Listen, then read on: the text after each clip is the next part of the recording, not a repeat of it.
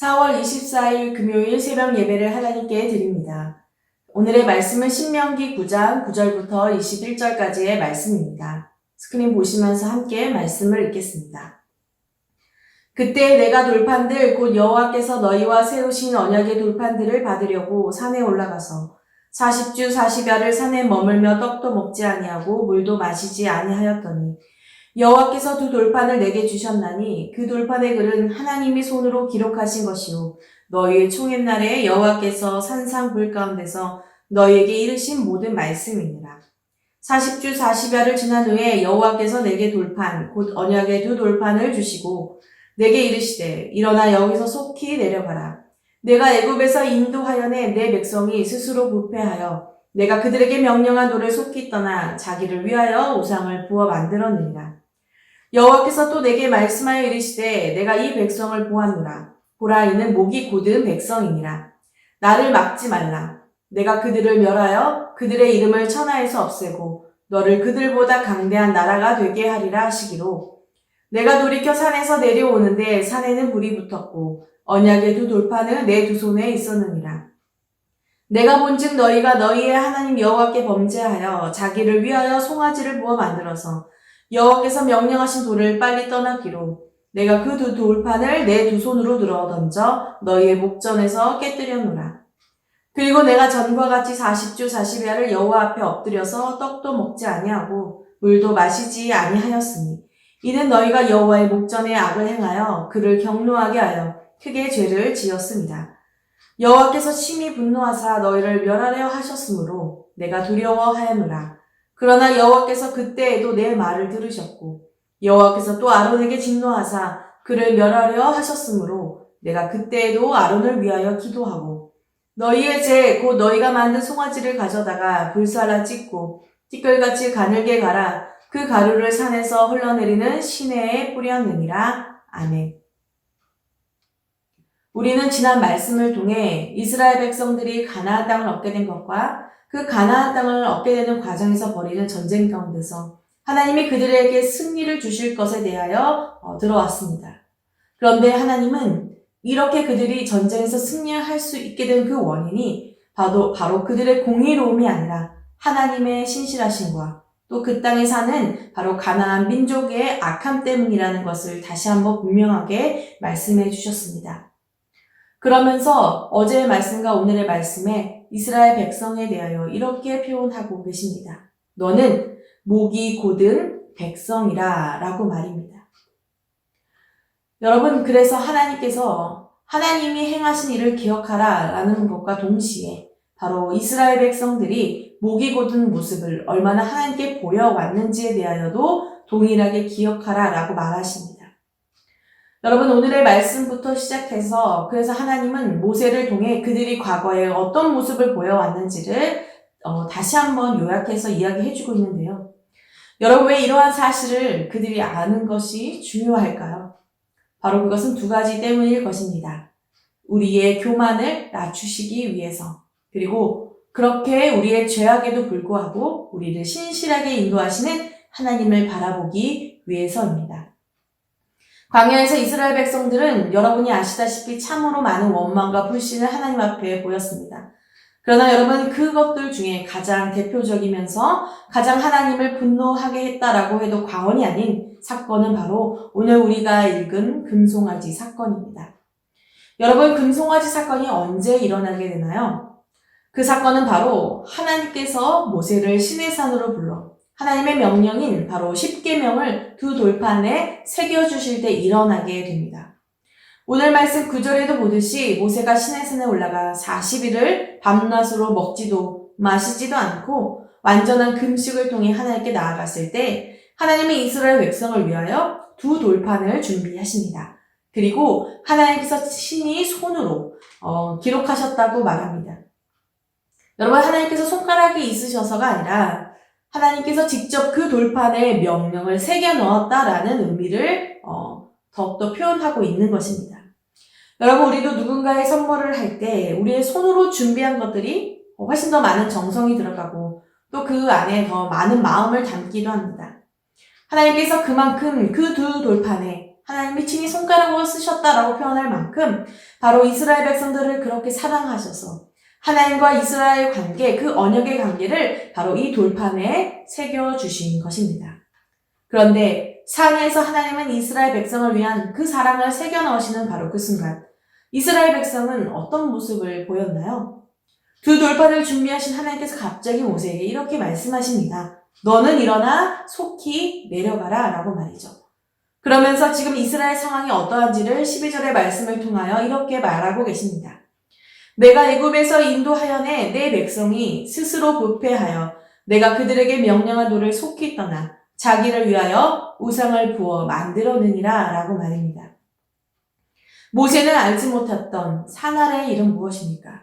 바로 모세가 이스라엘 백성이 모세가 보이지 않는 그 40일의 기간 동안 자신들을 구원하는 우상을 만든 것입니다. 여러분 40일이 어떻습니까? 여러분에게 40일은 긴 시간입니까? 짧은 시간입니까? 여러분 이것은 생각하기가 나름이지만 이스라엘 백성에게는 긴 시간이었던 것 같습니다. 그것도 자신들을 지도하고 있는 모세가 산에 올라가 40일 동안 보이지 않게 되니 그들은 당연히 불안하고 궁금해했을 것입니다. 그리고 그와 같은 일들이 바로 우상을 만드는 일로 그렇게 진행되었던 것입니다. 그런데 여러분 아무리 궁금하고 불안했다 할지라도 그 이유 때문에 그들이 우상을 만들었다는 것은 사실 타당한 이유가 되지 않습니다. 하나님을 내려놓고 자신들을 이끌어줄 우상을 만들어 그 우상을 하나님 대심으로 삶은 행동은 명백하게 하나님의 말씀을 따르지 않은 것이기 때문입니다. 특별히 하나님께서 그 돌판을 40일이 지난 그 상황 가운데 주셨지만 이미 10가지의 명령, 즉 그 돌판에 새겨진 그 명령은 이미 이스라엘 백성들이 하나님의 목소리로 친히 들은 말씀입니다. 나 외에 다른 신을 섬기지 말라는 것, 그 어떠한 형상으로도 우상을 새겨 만들지 말라는 것은 이미 이스라엘 백성에게 주신 하나님의 말씀입니다. 그런데 하나님이 오늘 말씀하신 것처럼 그들은 스스로 부패하여 너는 내 백성이고 나는 너희의 하나님이 되리라 라고 한 그 거룩한 언약을 깨트려 버립니다. 여러분 이 말씀 속에서 우리는 하나님께서 하나님과의 언약을 깨트린 것이 얼마나 하나님을 화나게 하는 일인지를 볼 수 있습니다. 그것은 12절의 말씀에 하나님께서 이스라엘을 언급하신 바로 그 말 속에서 나타납니다. 하나님은 모세에게 이스라엘을 이렇게 부르십니다. 내가 애굽 땅에서 인도하여 내 백성이라 라고 말입니다. 여러분 성경을 잘 보면 아시겠지만 하나님은 자신을 소개하실 때 언제나 자신을 애굽에서 인도하여 낸 너의 하나님이라고 말하셨습니다. 특별히 그 소개를 정식으로 한 때가 언제인 줄 아십니까? 바로 십계명의 말씀을 이스라엘 백성들에게 주시기 전, 즉 출애굽기 20장 2절에 하나님은 자신을 이렇게 그들에게 소개하십니다. 나는 너를 애굽 땅 종되었던 집에서 인도하여 낸 내 하나님 여호와니라. 하나님이 그들에게 십계명을 주시기 전에 그 명령을 준 이가 누구이며 바로 그분이 바로 이 이스라엘 백성과 어떤 관계에 있는지 또 어떤 관계에 있길래 이 명령을 주신지를 밝혀주시는 것입니다. 내가 바로 너희를 구원한 바로 너희의 하나님이라고 말입니다. 그러나 여러분 그들이 범죄하여 그 언약을 깨뜨리는 순간 하나님은 그들을 당신의 백성이라고 부르지 않습니다. 모세에게 내가 애굽에서 인도했다. 너의 백성이 부패했다라고 말하고 있습니다.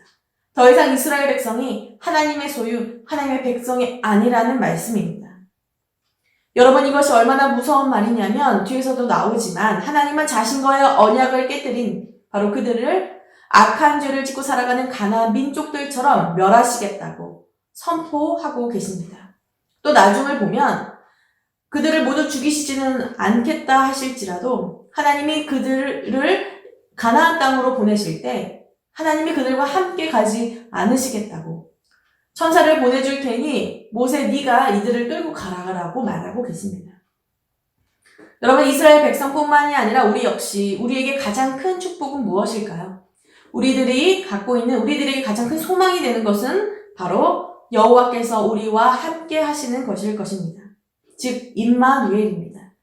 아무리 수많은 것이 우리들에게 있을지라도 하나님이 우리의 삶에 계시지 않는다면 그것은 아무런 소망이 없는 것과 마찬가지입니다. 죄는 짓기 쉬운데 그 죄의 결과가 이렇게 두려운 일이라는 것을 하나님은 보여주고 계신 것입니다. 그래서 너의 백성이다, 나의 백성이 아니다 라고 말씀하시는 장면은 하나님께서 이스라엘 백성들에게 얼마나 진노하셨는지를 보여주는 말씀입니다. 하나님은 그러시면서 이스라엘 백성을 다시 한번 이렇게 평가하십니다. 내가 이 백성을 보았노라. 보라, 이는 목이 곧은 백성이니라. 지금까지 그들의 행동을 보면서 하나님이 주목하신 것은 바로 그들의 중심이었습니다. 이들은 목이 곧고 뻣뻣한 백성이라는 사실입니다. 스스로의 모습은 보지 못하고 은혜를 얻었어도 또다시 불평하고 스스로의 힘으로 얻은 것이 아닌데도 또다시 위기와 어려움이 찾아오며 하나님께 원망하는 모습, 그리고 하나님의 아닌 것으로 스스로 위안을 삼고 삶의 길을 찾는 바로 그러한 죄를 이스라엘 백성들이 여전히 행했다라는 것입니다. 너무나도 쉽게 하나님을 등지는 모습, 사실은 바로 우리들의 모습이 아닌가 생각합니다. 우리도 참으로 목이 곧은 백성들이기 때문입니다. 여러분, 모세가 시내산에서 40일의 시간을 보낸다라고 나오는데 40일은 성경에서 언제나 금식, 시험, 그리고 하나님의 응답을 받는 시간을 의미합니다. 그래서 그냥 쉬엄쉬엄 넘어가는 40일이 한 번도 없습니다.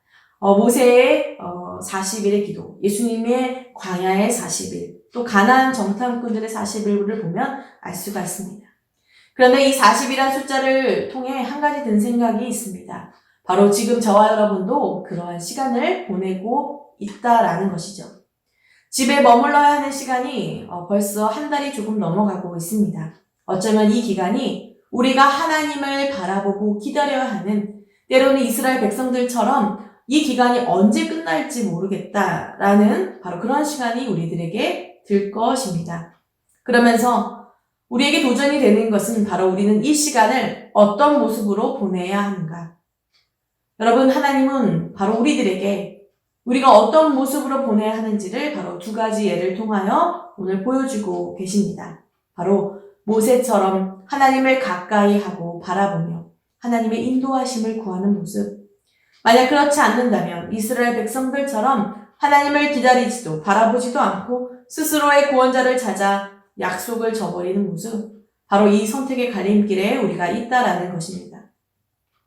우리는 하나님 보시기에 어떤 백성의 모습으로 하나님 앞에 나아가고 있는지를 돌아보아야 할 것입니다. 그리고 바라기는 바로 우리 모두가 모세처럼 하나님의 말씀과 인도하심을 온전히 신뢰하며 구할 수 있기를 원합니다. 하나님의 말씀을 듣고 이제 모세는 이스라엘 백성에게로 내려오는데요. 신명기는 출애굽기에 대한 어떤 장면을 바로 모세가 요약한 이야기입니다. 그래서 굉장히 간편하게, 간결하게 나오고 있는데요. 모세가 산에서 내려오면서 두 가지를 보게 됩니다. 하나는 하나님 편과 이스라엘 편입니다. 산에는 하나님의 불이 임해서 있었고 바로 모세의 두 손에는 두 돌판이 있었습니다. 그런데 산 아래에 있는 이스라엘 백성들의 모습은 어땠습니까? 바로 우상 숭배하며 노래하는 모습이었습니다. 모세가 그 모습을 보자마자 바로 한 일이 있습니다. 바로 17절의 말씀처럼 자신의 두 손에 있었던 그 두 돌판을 던져 깨뜨린 것입니다. 여러분, 오늘 말씀을 보면 이 두 돌판이라는 단어가 굉장히 많이 반복됩니다. 여러분, 왜 강조하고 있을까요? 그것은 바로 하나님의 약속, 하나님의 언약이 바로 이 두 돌판의 의미이기 때문입니다. 그런데 여러분, 하나님의 언약, 하나님의 약속, 이 두 돌판을 모세가 던져 깨뜨립니다. 어떻게 하나님의 친히 쓰신 그 두 돌판을 모세가 깨뜨려 버릴 수 있을까요? 모세가 던져 깨뜨린 돌판은 사실은 모세가 깨뜨린 것이 아닙니다. 모세는 바로 하나님이 직접 쓰신 그 돌판의 말씀처럼 하나님이 친히 그들과 하나가 되기로 명령하신 그 두 돌판보다 더 중요한 바로 그 언약을 이스라엘 백성들이 깨뜨렸다는 것을 보여주기 위해서 던진 것입니다. 어떻게 돌판을 깨뜨릴 수가 있나요? 어떻게 그런 행동을 할 수가 있나요? 우리는 그렇게 말할 수 있을 것입니다. 그러나 여러분, 겉으로 행동하는 그 모습보다 더 무서운 것은 이미 그 마음속에 그 명령을 지키지 않는 그 언약을 깨뜨린 불신이 바로 하나님과 우리의 사이를 더욱더 갈라놓았음을 기억해야 합니다. 오늘 제가 우리는 이스라엘 백성이 아니라 모세의 모습을 닮아가자라고 말씀을 드렸는데 이제 그 모습이 어떠한지를 더 구체적으로 하나님은 보여주십니다.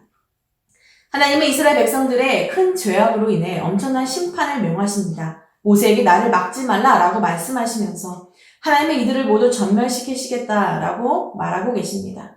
그리고 모세를 통해 새로운 나라를 다시 일으키겠다라고도 말씀하십니다. 여러분, 이 장면을 보면 우리는 노아를 연상합니다. 하나님은 이전에 그렇게 사람 지으신 것을 후회하신다라고 말하면서 바로 물로 세상을 심판하신 후에 노아를 통해 새로운 인류를 시작하고 계시는 것을 볼 수 있습니다. 그런데 지금 그와 같이 모세에게도 이렇게 이야기하는 것입니다. 그런데 여러분, 오늘 말씀에 나와 있지 않지만 모세는 그런 하나님의 말씀 앞에 바로 어떻게 합니까? 기도합니다. 누구를 위하여 기도합니까? 바로 하나님께 범죄한 전멸할 위기에 놓인 이스라엘 백성을 위하여 기도합니다. 오늘 말씀에는 없지만 출애굽기 32장 32절의 말씀을 보면 그가 산에서 내려오기 전 벌써 이렇게 기도하고 있습니다. 그러나 이제 그들의 죄를 사하시옵소서. 그렇지 아니하시오면 원하건대 주께서 기록하신 책에서 내 이름을 지워버려 주옵소서라고 말합니다.